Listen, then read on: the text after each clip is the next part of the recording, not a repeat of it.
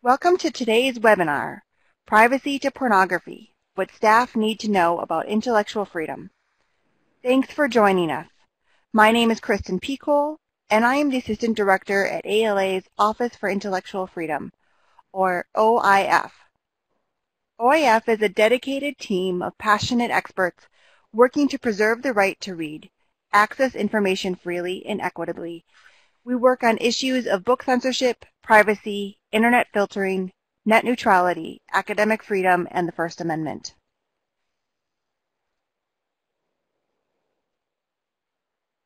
We are one part of ALA, but our services and resources are available to everyone. You don't have to be a member or even a librarian to call us with a question.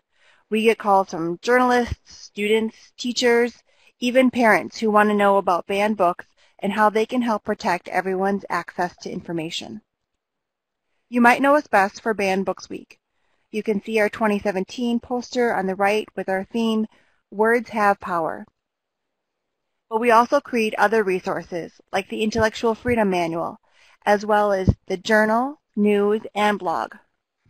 We work closely with ALA's Intellectual Freedom Committee to create interpretations of the Library Bill of Rights to further expand the usefulness and relevancy of our foundational document, which was adopted by ALA in 1939 during the height of book burning and manipulation of librarians under the Nazi regime. We also track censorship all over the country in colleges, schools, and public libraries. And by censorship, we're not just talking about challenging books, although that is our huge focus. We include censorship of programs, disinvitation of authors, removal of databases, online resources, censorship of artwork, displays, and exhibits. When materials are put behind a desk, restricted to a specific age group, or taken out of the curriculum, we offer support confidentially to whomever asks for it. Sometimes we write a letter to the decision makers. Sometimes we're offering talking points and best practices. Sometimes we just offer an ear, someone who's been through it and understands. The Freedom to Read Foundation is a nonprofit legal and educational organization affiliated with the American Library Association. FTRF protects and defends the First Amendment to the Constitution and supports the right of libraries to collect and individuals to access information.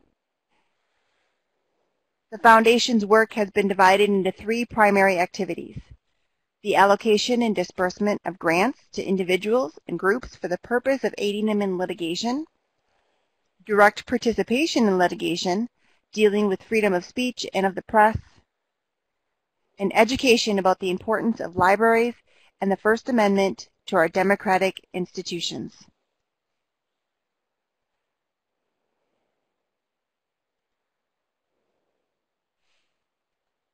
As many of you know, Giving Tuesday is tomorrow.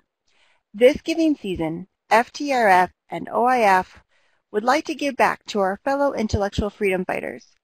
From now until Thursday, all donations to the Freedom to Read Foundation of $20 or more will be sent a 2014 banned book resource guide with 380 pages filled with censorship cases, First Amendment quotes, and intellectual freedom history.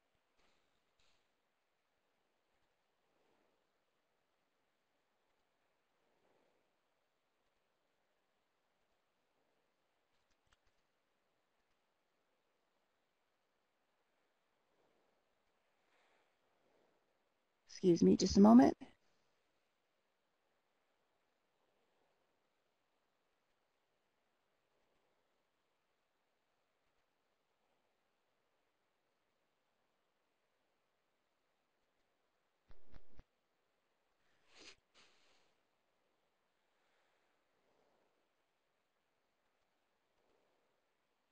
Our presenter today is Joyce Hagen-McIntosh. Her background includes journalism, nonprofits, and public libraries. She is currently a consultant with the Freedom to Read Foundation for over 4 years. Joyce's passion for free speech, access to information, and the importance of First Amendment rights has led to her becoming an intellectual freedom advocate and educator for both patrons and staff for over a decade. Today, she's going to focus on intellectual freedom and privacy basics for staff who are new to library values or are looking for a refresher. Welcome, Joyce. Thank you, Kristen, and thank you for hosting today and for hosting this webinar. Jumped the gun there. Okay. So in 2004, I attended a program at an Illinois Library Association meeting that highlighted the importance of intellectual freedom training for everyone, not just librarians. Mary Ross, the former trainer from Seattle Public Libraries, created a great Train the Trainer program, and I just loved the concept, that the approach of working with all library staff. It made so much sense to me because regardless of our type of library, what role we have, or what department we're in, we run into issues every day. And some of the scenarios that Mary provided at that first training we'll go over at the end today if we have some time. So topics of privacy, intellectual freedom, access, and censorship help us frame how we deal with many of the day-to-day challenges in our libraries. The most important thing that I'll say right now and throughout this webinar is that with any form of challenge, it's our job to provide access, not to defend content. All of us have the right to access the information and entertainment, whether it's movies, music, or books that we want, and there is something in every library to offend every one of us. I always tell people, growing up, my mother was like a major censor. I wasn't allowed to watch Little House on the Prairie. I don't know what sort of topics Laura and Nellie tackled that my mother wasn't okay with. But now as a parent, I plan to raise my sons to learn how to use and enjoy the library while still checking out the materials that fit my family's values. So today I'm going to explore what we can do when rights to access are challenged and how we protect those rights for ourselves and for our patrons. So I'm going to get started with a couple of documents from the American Library Association that really spell out the values for our workplace. And I encourage you after the webinar to take a few minutes and become familiar with these documents. You may also want to consider putting them in new employee packets, especially the ALA Code of Ethics, I think is a great one for employees. So in the Library Bill of Rights, some of the important things it states: resources should be provided, not excluded. We should present all points of view on current and historical issues. We should challenge censorship. We should cooperate with people who are resisting abridgment of free expression and free access to ideas. We don't deny a person's use of the library. We don't discriminate. And if we make our meeting rooms and our exhibit spaces available, we need to offer them on an equitable basis, regardless of beliefs of individuals or groups. That's some of the key points of the Library Bill of Rights. I'm just going to point out that the freedom to read has been around, the freedom to read statement at ALA has been around since 1953. And while it was a joint statement by ALA and the Association of American Publishers, it's since been endorsed by a number of other groups. And then a document I want to go over here is the ALA Code of Ethics. I think that this one is important for all staff to be familiar with. It says we provide a high level of service to library users. We uphold the principles of intellectual freedom and resist efforts to censor resources. We protect library user rights to privacy and confidentiality. We respect intellectual property rights and advocate balance between interests of information users and rights holders. In other words, be mindful of copyright. We treat our coworkers and others with respect. We don't advance our private interests at the expense of library users. We distinguish between personal conviction and professional, and we strive for excellence in the profession by maintaining and enhancing knowledge and skills.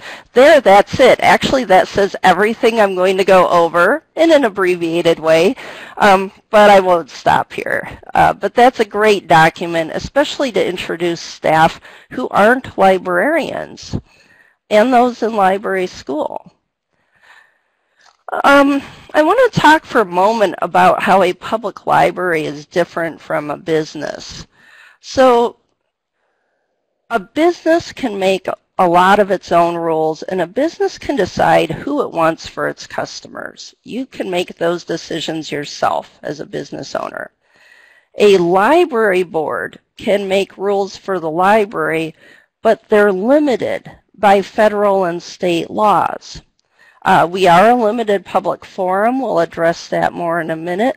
We're not a public forum like a sidewalk where you can say anything you want, and we're not private property. Some rules the library board can make: discipline policies, but you can only have behavior criteria. Other than that, all patrons are equal. And the library board can make rules in regards to library cards. In other words, rules for non-residents. A difference between the public library and the business is absolutely where the money comes from.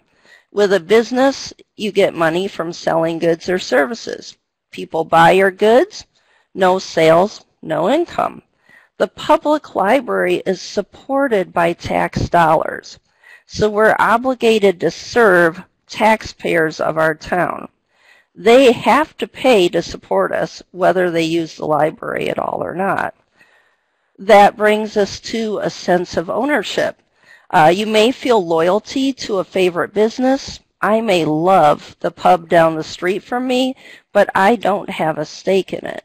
Whereas residents of your municipality are quite often proud of the library and have a sense of ownership based on the support they're giving. Public trust. The bottom line is this: as library employees, we have a public trust. We have to strictly adhere to legal and ethical standards in the best interest of the public. When a decision is made, we put the public's interests ahead of our own. And then finally, I shouldn't say front page test anymore. Now I should say headline on the internet test. You better be comfortable with any decision you make or anything you do in a public library ending up in a headline on the internet. Last, no discrimination. The public library is open to everybody, free of charge, regardless of fill in the blank, age, ability, economic, educational level, etc., which makes us a really wonderful institution. I'm going to speak more thoroughly about the limited public forum because I think this is an important thing. So, only public libraries are designated as a limited public forum. Neither school libraries nor academic libraries are public fora. Limited or designated means that the public forum is created by the government for a particular limited purpose. So in the case of libraries, it's limited or designated for the receipt of information, but not for the exercise of all First Amendment rights. In other words, you can't walk into the library and give speeches. You can't do pamphlets hearing in a library. Pursuant to current court opinion, the First Amendment protects an individual's right to, 1, physically access the library, and 2, They have a right to read and receive information and use the resources made generally available to the public in the library. And that includes meeting rooms and display cases when the library has decided to make those spaces available to the public. And we'll discuss that a little more as well. The library has the right to establish reasonable rules governing library use. A library's power to regulate patron behavior is not limited to cases of actual disruption. You can tie it to safety, use of resources, and other reasonable concerns directed to fulfilling the library mission. And as a limited public forum, any rules or regulations imposed by the library that regulate or restrict access to constitutionally protected speech are subject to being evaluated by courts under what's called a strict scrutiny test.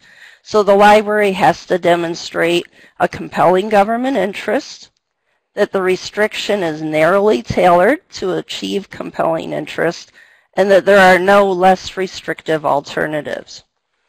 A best practice, and we'll definitely go over some of these, is to have content-neutral rules that apply objective standards to behavior, safety, and administrative issues that are enforced in a non-discriminatory manner. So that addresses kind of who we are as a public library in a limited public forum. All right. What is intellectual freedom? The right of unrestricted access to information and ideas protected by the First Amendment. Each of us is going to come from a different background. I know I have opinions, and we all have differing opinions, different needs, hobbies, and interests. At a public library, we attempt to have a resource that's going to fill every information gap. So it's the goal of every staff member from any department to help keep that access to information available. We're going to talk about censorship for a moment before we take a virtual tour of the library departments and intellectual freedom. So censorship is an effort to ban, prohibit, remove, label, or restrict library materials. Censorship and challenges occur all the time. Kristen spoke a little bit to that and to her job. Public libraries are the second most frequently challenged library. Take a moment and guess the type of library that has the most challenges. You all probably have this one. Absolutely, I know. Yep, Anne and Charla both have it. Schools and school libraries have the greatest number of challenges. I'm going to give a few examples, 5 from the top 10 list from 2016 out of 323 challenges reported to the Office of Intellectual Freedom, just to give you a sense of some reasons why books are challenged. I Am Jazz, co-written by Jazz Jennings, who is a transgender child. Because she is transgendered and language, sex ed, and offensive viewpoints, it is regularly challenged. Looking for Alaska by John Green, challenged for a sexually explicit scene, may lead to student sexual experimentation. Make Something Up, Stories You Can't Unread. I had to chuckle about this. One of the reasons is disgusting and all around offensive. And I know I've certainly seen books where I would agree with, I would feel they are that too. That one has gotten this on the top 10 list. Little Bill by Bill Cosby. This is interesting. This book was challenged because of criminal sexual allegations against the author. I had not seen that before, where that was the reason for the book being challenged. And finally, Eleanor Park, challenged for offensive language. Those are all very common reasons why we see books challenged. So we'll talk a minute here about patrons challenging materials. You probably all recognize this book jacket. As a patron heads out the door, he's yelling at you that this book belongs out of the busy display area and in an adult bookstore. So think a moment about how you would handle that. Or how about this one? Say this is on a display case of new books in your lobby. The patron is incensed that, well, A, we've got nudity on the cover. It's promoting teen sex and premarital sex. What would we do? How would we deal with it differently from the last one? The answer is we're going to deal with both of these the same. With any challenge to library materials, always remember we're ensuring access. We're not defending content. Let the patron talk. Hear what a patron has to say. If they aren't satisfied with you listening and explaining how the library chooses materials, have them speak with your supervisor. And if the supervisor can't resolve it, they will invite the patron to fill out a materials reconsideration form. This is a really useful form. Hopefully each of you in a library has one, and hopefully your staff are all familiar with the fact that it exists and what it is. And maybe hopefully the staff people all know where they can locate these as well. I'm going to go over a few points on the materials challenge form, and Kristen's going to be noting also that coming up next year, in fact, by the midwinter meeting, there's going to be a section, I believe, on ALA on the website offering people examples of updated forms and information about how to create them. And Kristen, do feel free to share anything else about that in the chat or at the end. So with a materials challenge form, this is what you're going to give a patron, where listening to them, talking with them, is not satisfying them. They want to challenge this material. It's going to ask the format. Is this a movie, music, etc.? Author and title. Have you read, viewed, or listened to the entire work? Yes or no? If you haven't, which parts have you read, heard, or seen? What specifically do you find objectionable about the work? And then what do you feel may be the result of others reading, viewing, or listening to this work? If the patron is willing to put his or her contact information, and also you may want to find out, are you representing yourself or are you with a group, an organization? Let the patron know what's going to happen next. For example, at some libraries, all challenges are going to the board. At some, it will go to the director, and the director will speak with you. So always let a patron know what's going to happen next if they're challenging a material.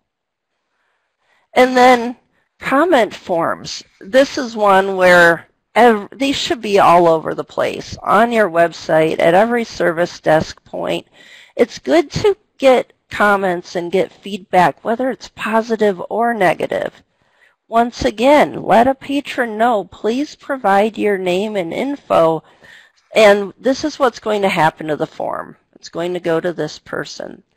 There always has to be an outlet for people to share with you where they're coming from. Okay, collection development. We're going to talk about this in regards to access to information.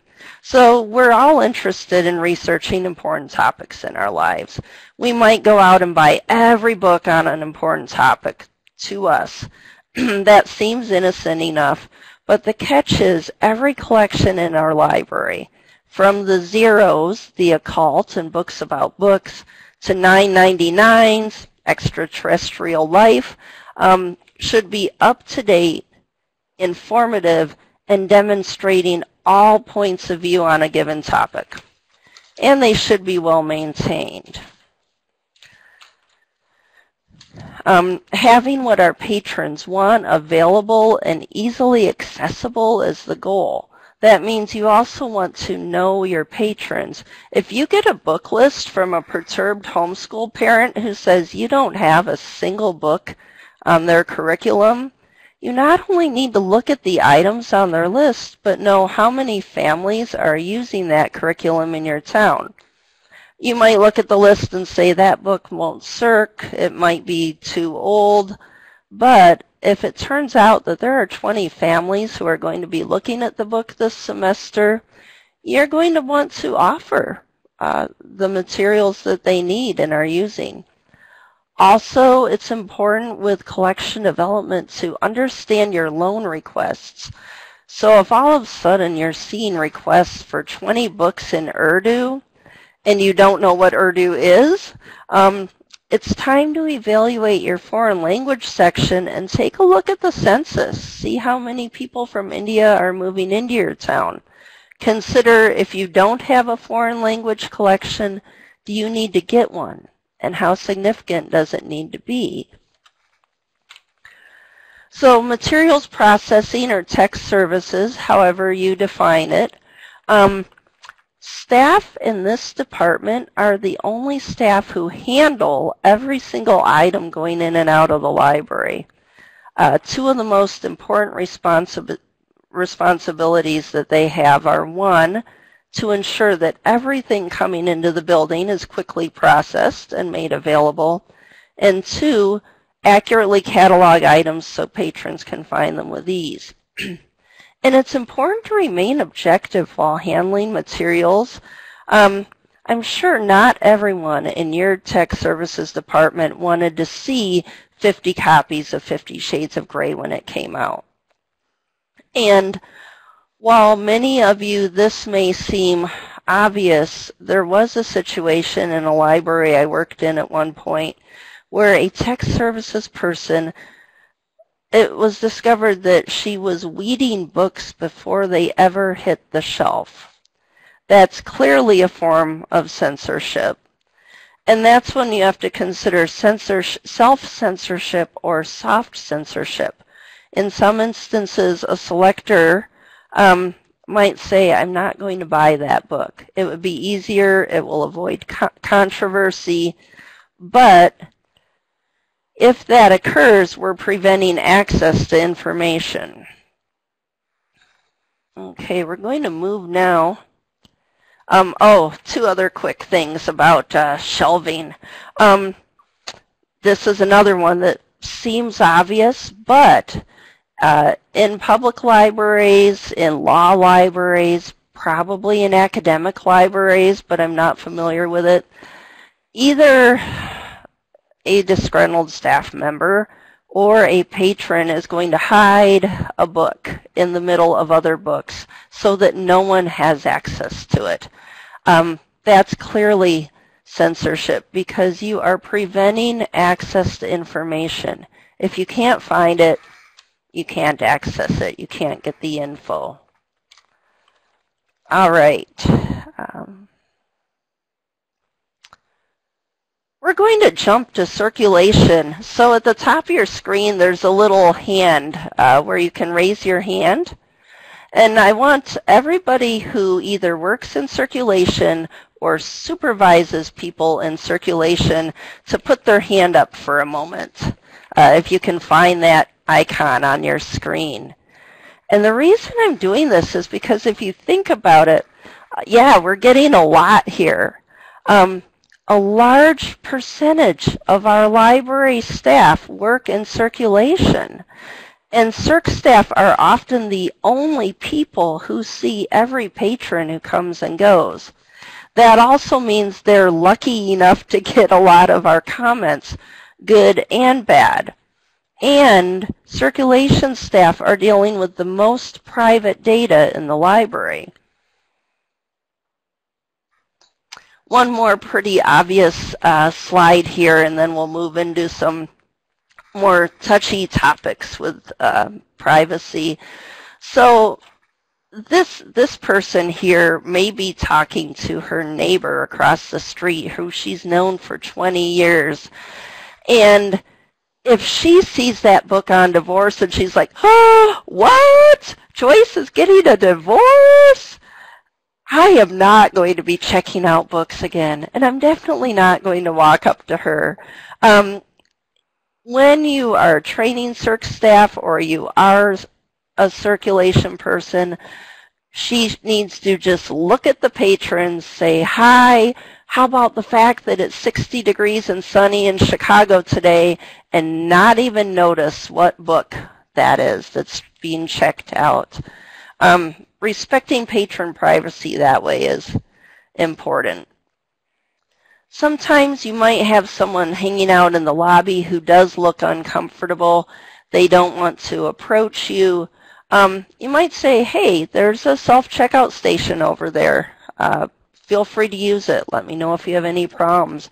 That's a good way to provide some extra patron privacy and circulation.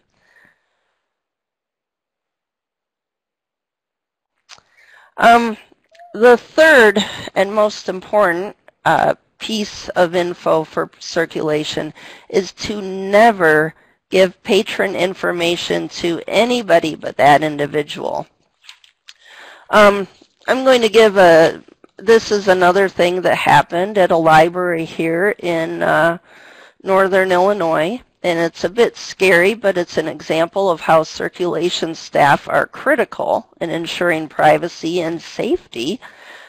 So, two well-dressed businessmen walked up to a circulation desk at a library, and one of them said, I want to pay the overdue fine on my wife's card.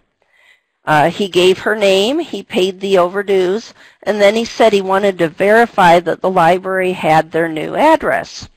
He had his driver's license with the same last name. He just paid the fine. So the circ clerk turned the screen around and showed it to him with his wife's account information. He said, yep, that's the correct one. Headed out. On the way out of the library, a staff person heard him say to his buddy, that was easier than I thought it would be. The staff were concerned, and they called the wife's number. So it turns out the couple was divorced. The wife had a restraining order against the husband, and the husband had not been given her new address until now. And the library staff person who gave the information broke the law when they gave out that information. An interesting fact, currently 48 states and the District of Columbia have laws that make a person's library records confidential. And many make it illegal to disclose any information about a patron without a valid court order. And that applies without exception, even if the third party is a relative. So never give out information to someone without identifying them. One thing I do to remember this is to remind myself it's okay to ask for information, but never to offer it. For example, I can say, what is your address? What is your phone? Instead of saying, is your address 123 Maple? Because yes, we want to keep customer service as smooth and easy and quick as possible, but we can do that while still maintaining privacy.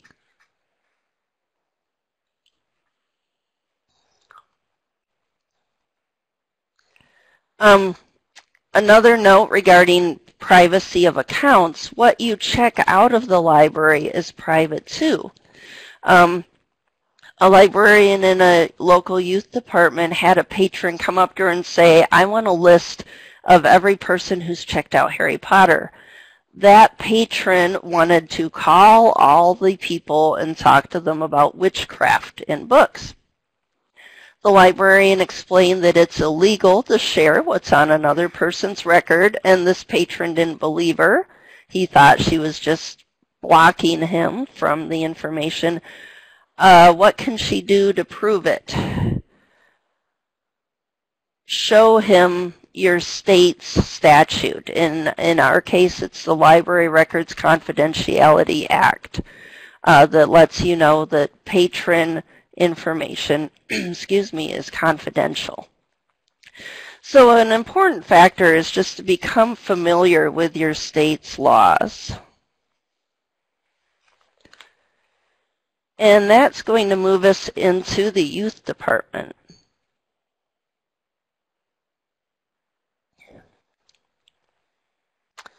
All right, so one of the principles at many public libraries is that parents are responsible for their own child's use of the library.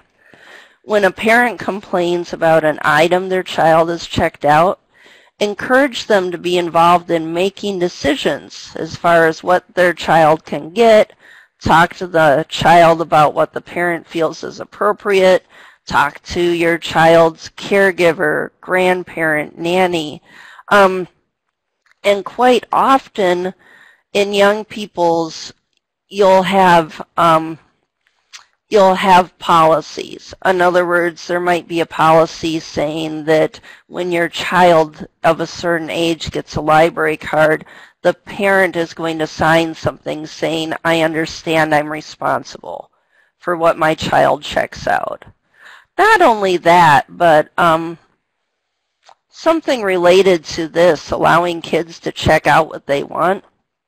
You might have a child who is 8 years old, but reading on a 12-year-old level. And you might have a child who is 12, interested in 12-year-old topics, but reading on an 8-year-old level. So when we become involved in judging what they're checking out, it's not ideal. Now, am I saying not to have a reader's advisory conversation? Certainly not. Continue to help and make those decisions when it's a reader's advisory interaction, but not when it comes to judging the content of what someone is reading. Okay, moving up to whatever your department is called, adult department, adult services, just plain adults. Quite often you'll have a reference area, a teen area, unless that's with the kids or closer to it, public use computers, magazines, newspapers, programming. There's a lot going on in this area. And we're going to talk a little bit about some situations you may run into at the reference desk. So in this first scenario, someone from Homeland Security comes and says, hey, I want everything Joyce Hagen-McIntosh has checked out, and I want to know what it is. Or, what do I do when Joe police officer, who I have coffee with every Monday night, says, I want to know what Joyce Hagen-McIntosh has checked out. Can you just show me her info real quick? Once again, we're going to treat both of these individuals in the same way. Patron records can only be released on presentation of a court order such as a subpoena or a search warrant, and that applies to Patriot Act requests. And if you're somebody who is a staff member and you're approached, contact a supervisor, the librarian in charge, the director. If they don't know what to do, they will at least know who the city attorney is and be able to go that route. You should never have to show them something just at a request.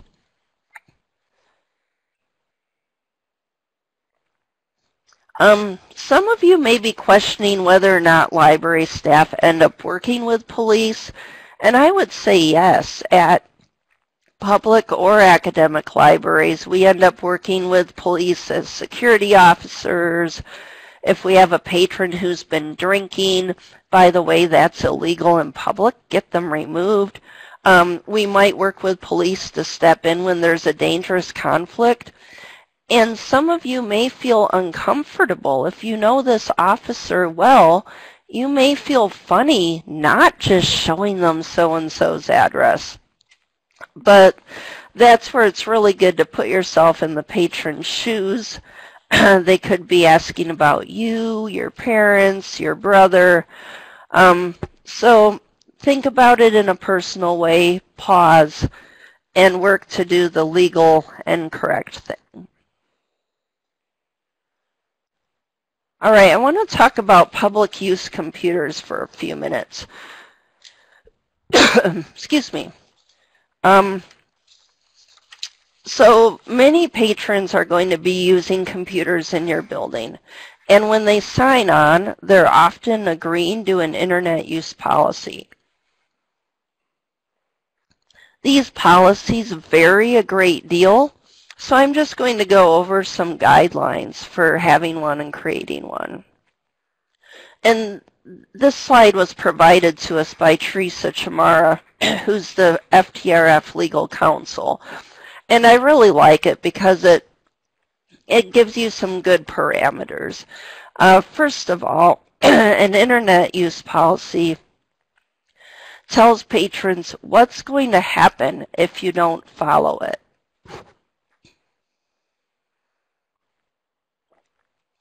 Next, we're saying it should be posted in a clear and conspicuous manner. Put it all over the place. One of my former bosses made little tent cards at each computer. Excuse me for a moment while you look over the.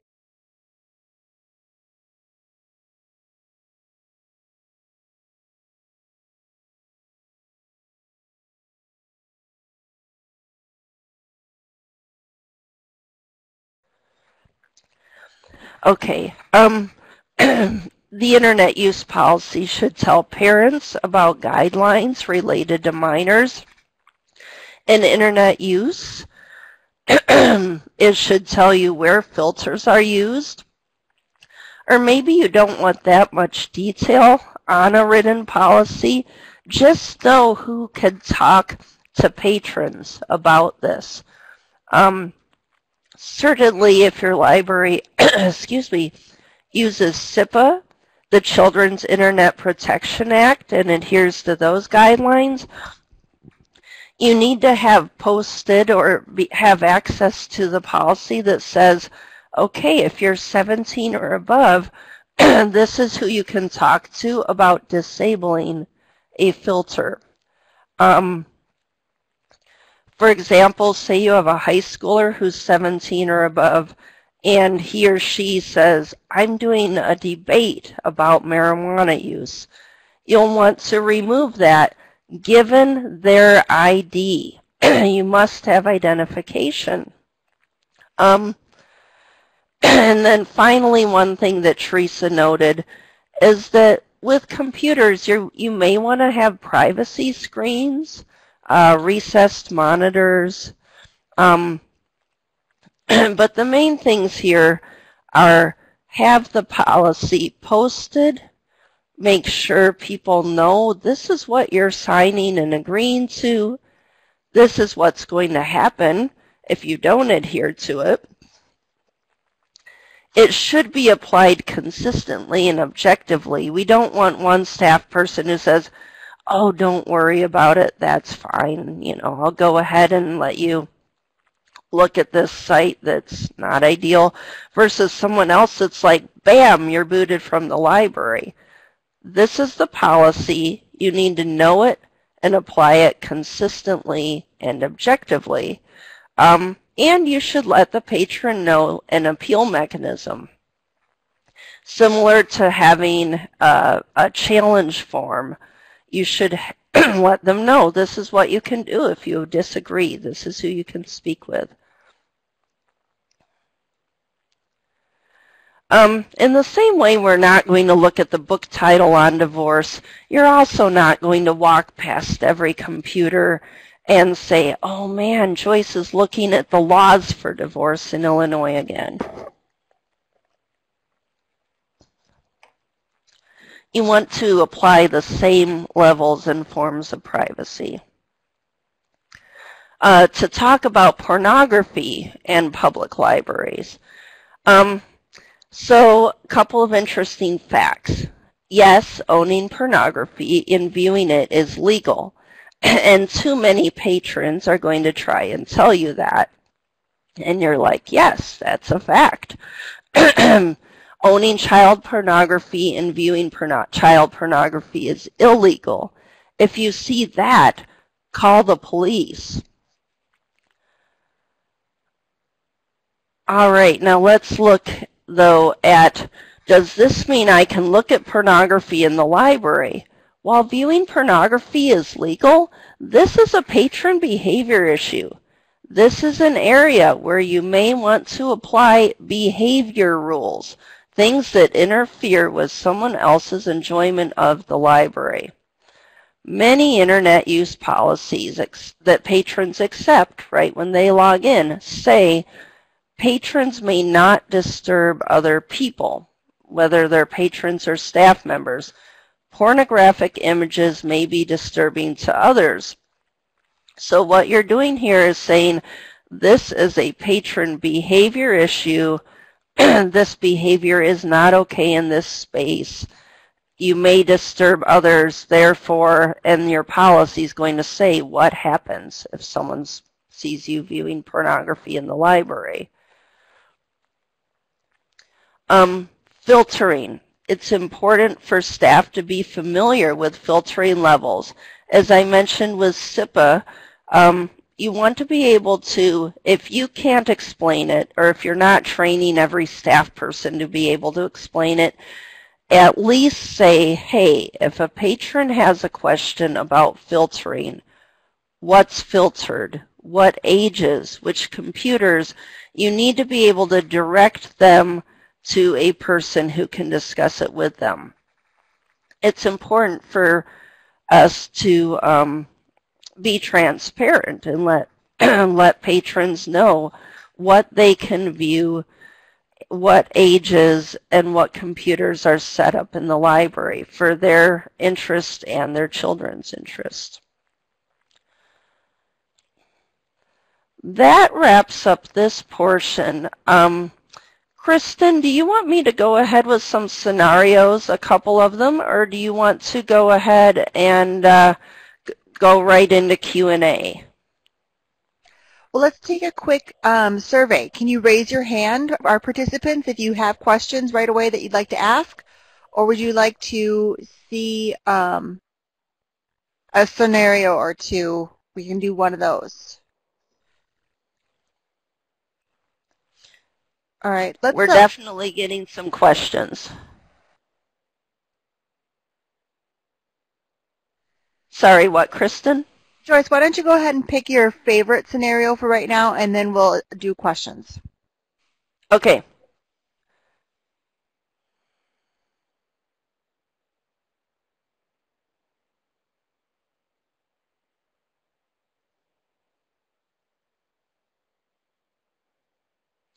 Okay, I'm going to pick this one just because it's one I didn't really address in our webinar.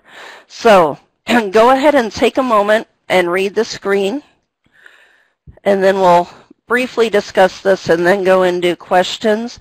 And Kristen, if you could make sure that Jamie and Deborah have privileges to use their microphone when we do have Q&A, I'd be happy to have their input if they have something additional to respond with. And if folks have had a moment, so we have a security officer, and he is looking at video surveillance cameras, and he saw this guy come into the library, and last year the man was expelled for making a bomb threat. His expulsion is done. He's back at the libraries, and Sam zoomed in on the video camera and saw that this man was in fact reading explosive charges for munitions. So Sam is, and today he sees the guy on an internet computer looking at bomb-making websites. So Sam is upset, and he is going to go tell his supervisor so that they can kick the guy out of the library. This one is incredibly clear. Sam is violating the patron's rights. Once again, with a limited public forum like the public library, you need to look at the patron's behavior, not the content of what the patron is viewing. So in this instance, Sam shouldn't be zooming in on this patron just because he sees him, because we're there providing access, not defending content. So thanks for taking a quick look at that scenario. And when you receive the slides with the webinar, I believe I don't know if the slides will be on it. They may be, all of the different scenarios for you to look over and think about. And that is all that I have, and I'm happy for us to go into a time of Q&A now. Great. And so, Deborah, if you have your mic available, could you help address Adrian's question, which is, if a library has violent video games on a screen in a public area, which a child may see involuntarily, what are the limitations? Thank you, Kristen. From a legal standpoint, there actually are no restrictions. In fact, a few years ago, the Supreme Court ruled that the state could not impose any regulations on a minor's ability to purchase or access violent video games. That, in fact, it was the minor's First Amendment right to be able to view and access those games. So at least from a First Amendment aspect, there's no basis for restricting the minors, restricting the ability to use or view violent video games in a public area. However, if it's disturbing to other patrons, if there's a behavior issue, if it's become a source of disturbance or harassment for other library patrons, behavioral rules should apply to that situation.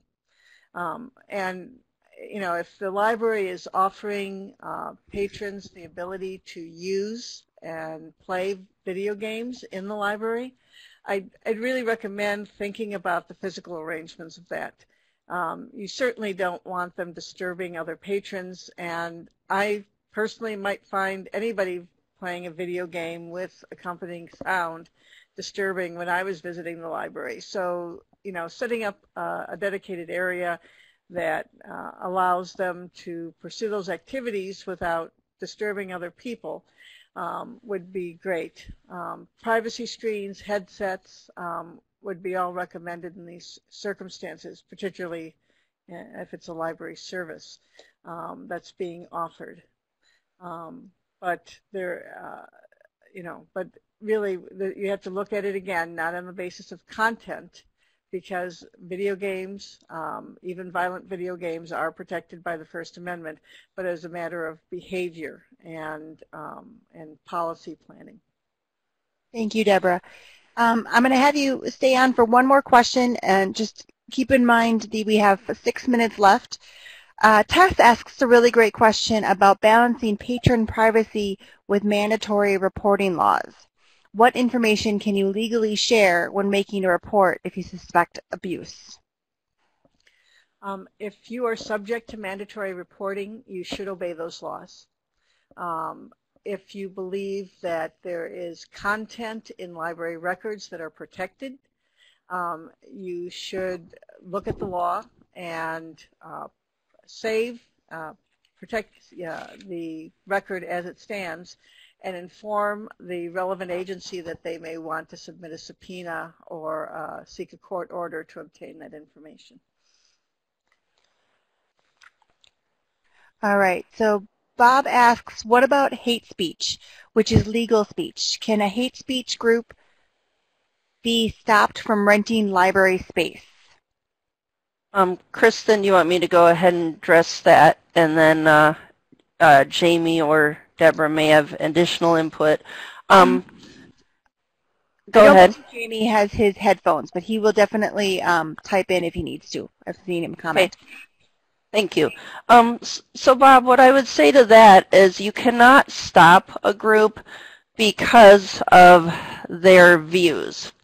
For example, in one scenario that I've discussed, or in cases of meetings that happen at libraries, you can say you're going to have a hate group or you're going to have a group of neo-Nazis. They want to use the library, and you allow local groups to use the library. And they have a library card holder reserving that space. The things that you can do: let them know the patron behavior policy. In other words, we can't have a disturbance because we can judge behavior, not content of their thought or their meeting. You can let the local authorities know this group where we've had these issues has rented the library. If there are going to be protesters, you would be saying, this is a limited public forum. These are the behavior laws. You can't have any protesting within X feet of the library. And once again, patron behavior laws. So you can really only restrict them based on their behavior. Now, if a library, sometimes a library will restrict the types of groups. Some libraries may say, we do not let religious services take place. So there are a variety of things, but if you open up your meeting room, your exhibit space, etc., you have to open it up to card holders with any thought. Anything to add to that, Deborah? You have to be very thoughtful when you're dealing with the idea about barring people. We actually have case law on the books that have penalized libraries who have barred groups from meeting room spaces, both religious groups and white supremacist groups in the past. Okay. So the very best practice here is to practice strict non-discrimination, but have a good set of behavior rules that apply not only to the persons attending the meeting, but to other library patrons who may object to it, and also making sure that the community understands that you're providing a space for everyone in the community to use, and as a public institution you can't discriminate, and that by providing the space to a particular group you're not endorsing their message. You're just that you have an obligation under the First Amendment and other provisions of the Constitution to practice non-discrimination in the provision of your services as a public agency, as a government agency. I hate to wrap up this great discussion. You guys have had some fantastic questions, but we are at the end of our time. I'll be emailing everyone with a link to the recording of this webinar. You'll see on this slide that we have here that I've included a link to a short survey. If you'd be willing to tell us what you thought of today's webinar, we'd appreciate it. Please email me if you need a certificate of attendance.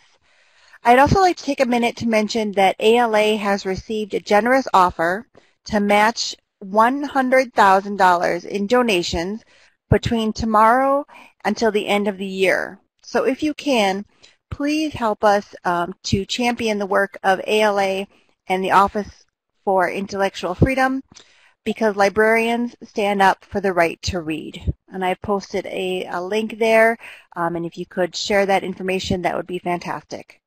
Thank you so much for everyone who attended, and let us know if you have any questions or problems, and we'll follow up. Thank you. Thank you.